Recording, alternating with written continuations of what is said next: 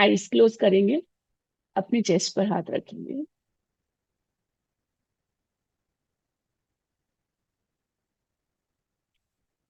और हम आज अपने आप से बात करेंगे। हम ये इवैल्यूएट करेंगे कि कहाँ कहाँ, किस किस एरिया में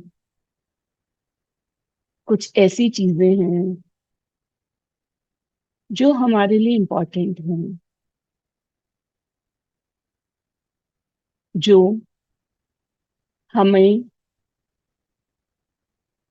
लाइफ में मीनिंग देती हैं, मैटर करती हैं। और वहां पे हम एनफ एक्शंस नहीं ले रहे हैं।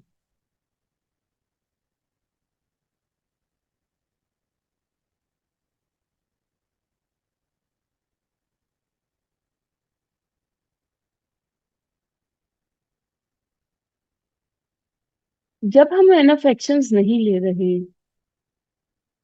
एंड प्रोवाइडेड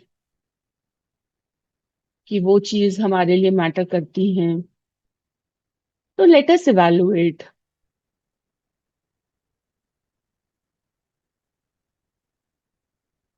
कि उस प्रोक्रेस्टिनेशन या उस अवॉइडेंस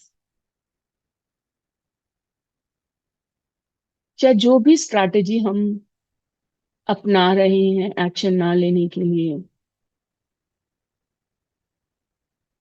उसके पीछे हमारा क्या डर है। ऐसा हो सकता है कि कोई चीज आप करने की कोशिश इसलिए कर रहे हो वो बोरोड गोल हो। अगर बोरोड गोल है, वो चीज आपके लिए इतनी मैटर नहीं करती, तो let us leave here and now. अपने को एक्शन ना लेने के लिए हम जज नहीं करेंगे। पर अगर वो बोरोड गोल नहीं है, वाकई में आपके लिए मैटर करता है, तो आपके अंदर क्या डर है? क्या वो एक आवाज है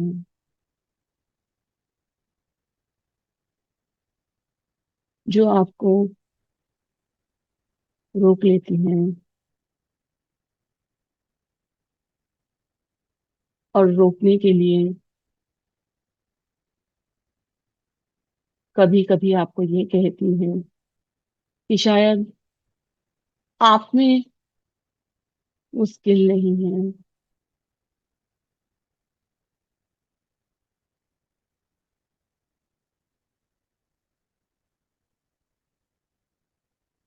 एंड एक लेयर हम डीपर भी जाएंगे कि कभी कभी वो आवाज हमें अनसर्टेनिटी से बचा रही होती है। अनसर्टेनिटी के लिए हमारी जो टॉलरेंस है, उस डर से निकल रही होती है।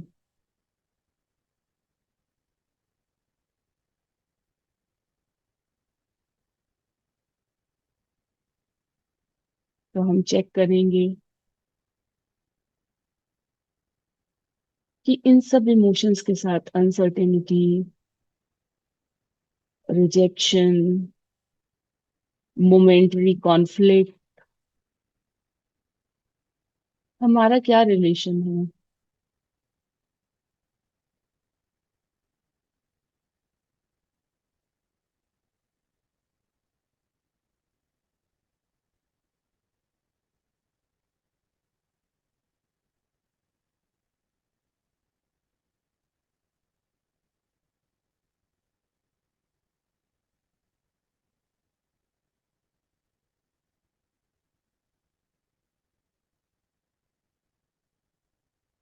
कई बार हमें लगता है कि हम कॉन्सिक्वेंसेस से डर रहे हैं, पर वो जो कॉन्सिक्वेंसेस हैं,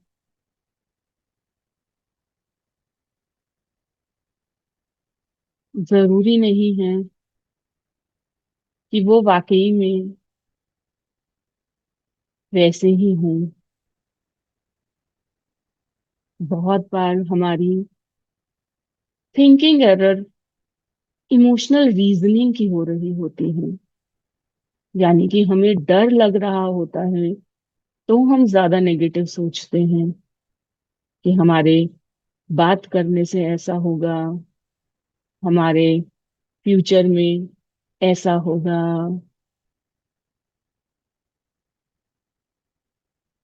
तो चेक कीजिए कि कहीं आप इमोशनल रीजनिंग तो नहीं कर रहे, अपनी इमोशन से प्रिडिक्ट तो नहीं कर रहे, और एक लूप में तो नहीं फंस रहे कि इमोशन से नेगेटिव प्रिडिक्ट किया और नेगेटिव से और डर गए।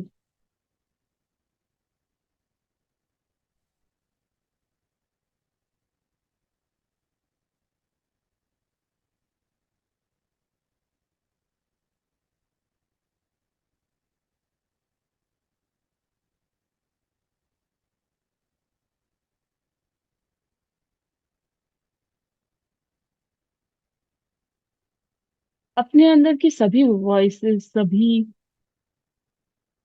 बिलीव्स, सभी प्रिडिक्शंस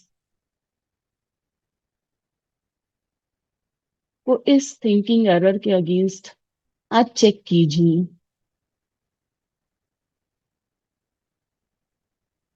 क्योंकि जब हम इस लूप में होंगे तो हर बार हमारा बढ़ता डर हमें और नेगेटिव सोचवाएगा, और डर बनेगा, तो ये मल्टीप्लाई करेगा।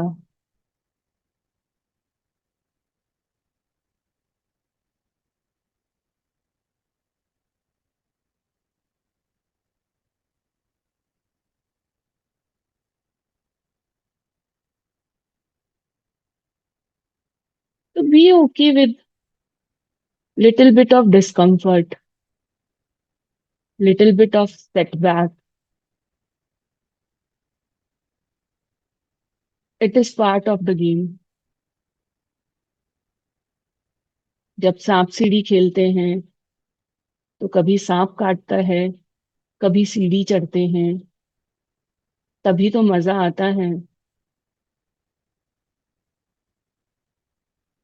सोचिए, सिर्फ सीधा 100 तक अगर स्ट्रेट जाना होता तो क्या वो गेम गेम रहती। और हम सब ने इस गेम को बहुत एंजॉय किया है, सिर्फ इसी वजह से।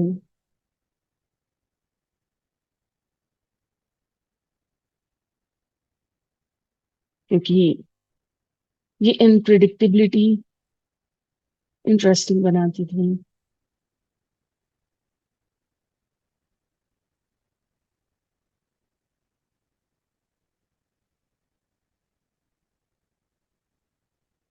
99 वाले सांप का डर भी होता था, पर वो एक्साइटमेंट भी होती थी।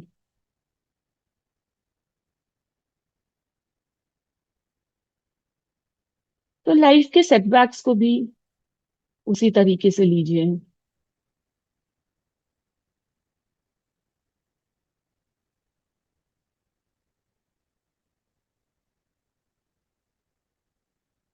हमारे नेगेटिव इमोशंस जैसे कि एंजाइटी, ओवरवेल्म, स्ट्रेस,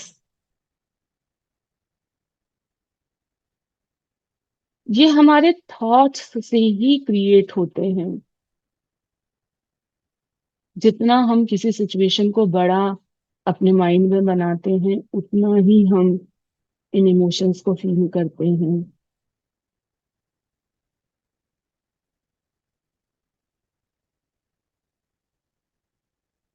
पर ये भी याद रखिए कि जो चीजें मैटर करती हैं वो हमेशा कंफर्ट जोन से बाहर ही होती हैं,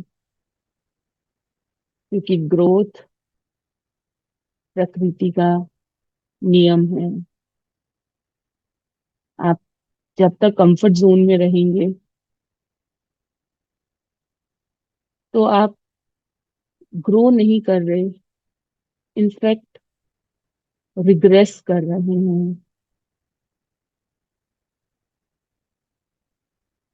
हर बार जो कॉन्वर्जेशन आप अवॉइड कर रहे हैं वो रिलेशंस को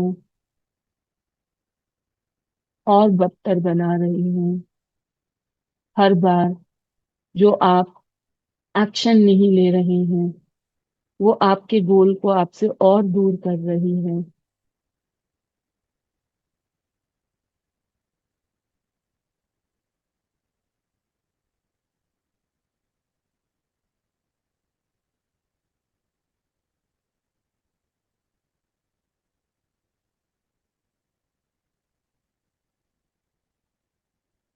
तो अपने अंदर की आवाजें चाहे बदलें या ना बदलें, पर उनके साथ अपना रिश्ता जरूर बदलिए।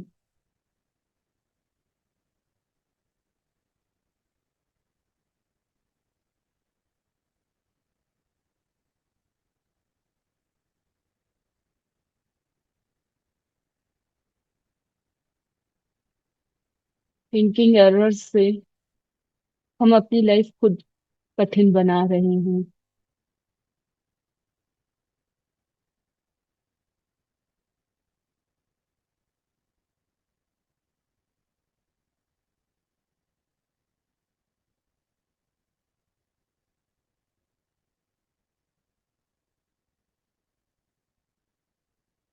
हम सबने बचपन में जरूर स्नेक्स एंड लैडर, सांप सीढ़ी का गेम खेला है।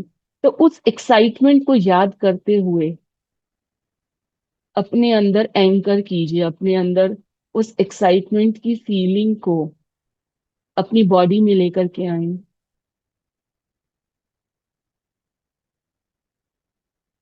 और आज उस एक्साइटमेंट को और सेटबैक्स को, इन दोनों को आपस में इनका कनेक्शन बनाएं, इन दोनों को कनेक्ट करें।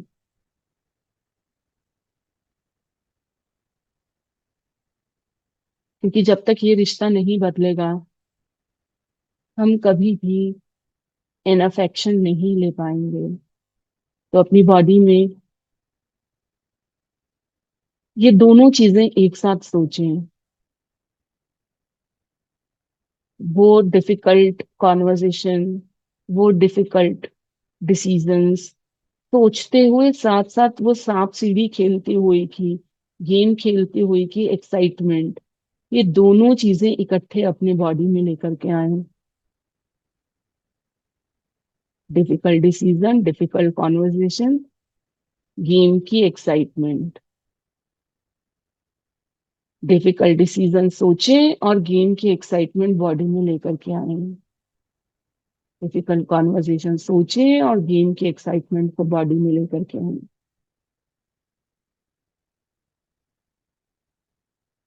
Difficult decision, difficult conversation, difficult action को सोचें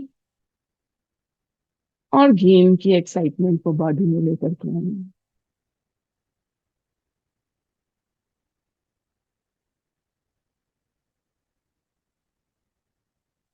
आप जितना अच्छे से ये चीज करेंगे, ये दोनों चीजें नेचुरली लिंक हो जाएंगी।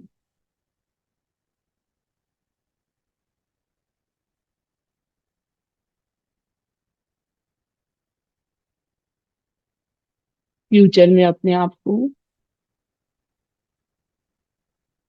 वो एक्शन लेता हुआ या वो कॉन्वर्सेशन करता हुआ देखें। और साथ साथ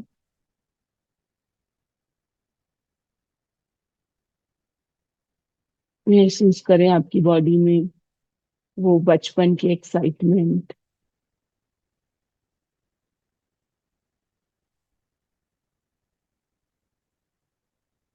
क्योंकि ये एक्शन हमें उस चीज की तरफ लेके जा रहा हूँ जो हमारे लिए वाकई में मैटर करती है।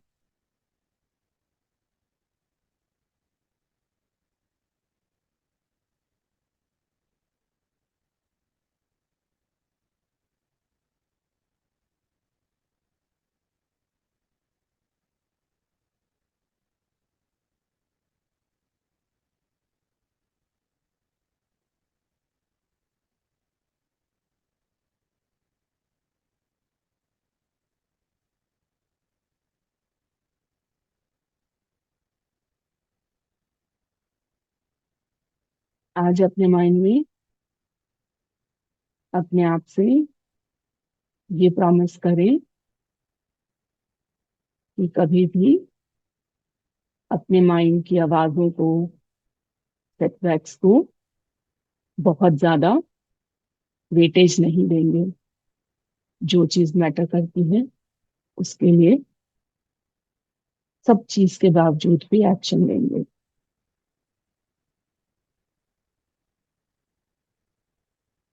इस प्रॉमिस के साथ इस मोमेंट को थैंक्स करते हुए जब भी आप रेडी हो अपनी आंखें खोल सकते हैं।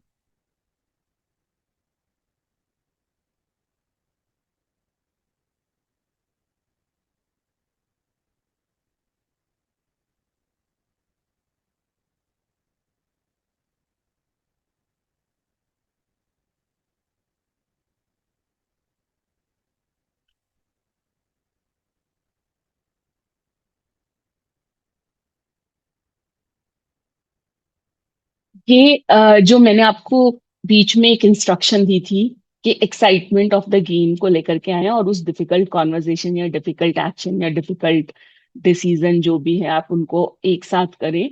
इसको एंकरिंग कहते हैं। बहुत बार क्या होता है कि जब हम कोई भी डिफिकल्ट चीज के बारे में हम बात करते हैं तो हमारे बॉडी में नेचुरली क्या होता है, थोड़ा सा एंजाइटी आती है।